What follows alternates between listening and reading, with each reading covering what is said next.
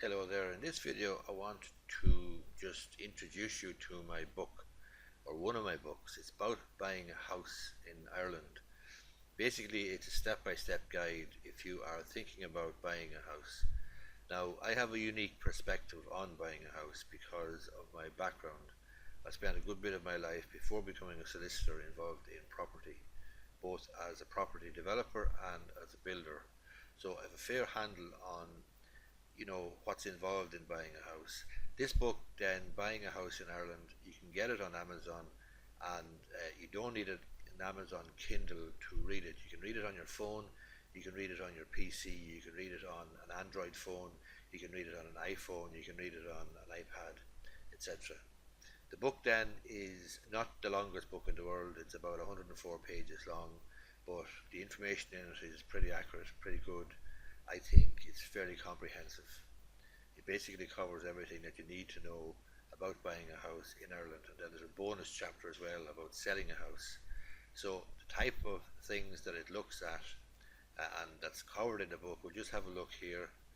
You'll see here's the table of contents. So chapter 1 is about getting started, finding the right property, essentially how to spot a good property and dealing with the auctioneer and negotiating price, which are obviously key in getting a good deal.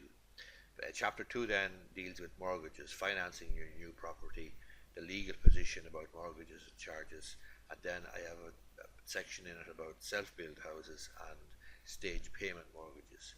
Chapter 3 then covers the fees involved in buying a property. You're going to have professional fees, solicitors' fees, you're going to have land registry fees, you're going to have stamp duty. So that's what chapter 3 takes a look at. Chapter 4 then looks at the physical property, getting a structural survey done and planning issues, and what you need to have covered in the surveyor's report.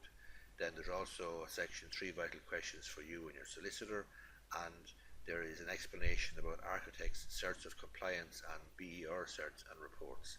Then chapter 5 deals with conveyancing. That's the legal transfer of title from one person to another, from the vendor to the purchaser, which is you. So I look at and explain good marketable title, the systems of registration of ownership of property in Ireland, and the various stages in a conveyance.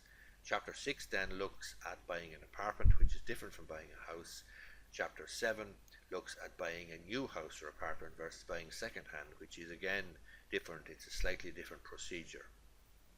Chapter 8 then is the bonus chapter. It's about selling your house, and it gives you a checklist then if you're a vendor of property. There's also a look at the taxes that you need to have ensure that you have paid before you sell your house and put it on the market, and presenting your house to sell. So that's it. That's the book. It's available on Amazon. It's Buying a House in Ireland.